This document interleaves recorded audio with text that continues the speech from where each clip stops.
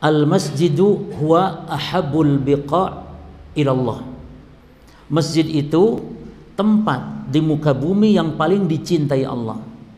Dan ajaibnya ya, walaupun tempatnya daerah kucur, walaupun dimanapun jemaah, gak peduli, yang jelas di situ ada masjid, tempat itulah, di masjidnya ya, itulah yang paling dicintai Allah. Berdasarkan sabda Nabi SAW, ahabul biladi ilallah masajiduha.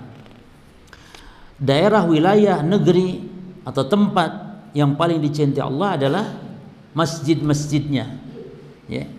Masjid di muka bumi jemaah sama semuanya. Dikhususkan lagi adalah masjid yang 3 ya, Masjidil Haram, Masjidil Nabawi, dan Masjidil Aqsa. Adapun masjid-masjid selain itu jemaah, mau Masjid Ampel di Surabaya kek, jadi antara Masjid Ampel dengan Masjid Kucur sama saja di dalam pandangan Allah. Itu kan yang bangun wali, Allah nggak membedakan. Mau yang bangun wali, mau jenengan yang bangun, di mata Allah, di sisi Allah sama. Jelas ya? Kecuali masjid apa yang dikhususkan tadi, yang ada dalil penghususannya.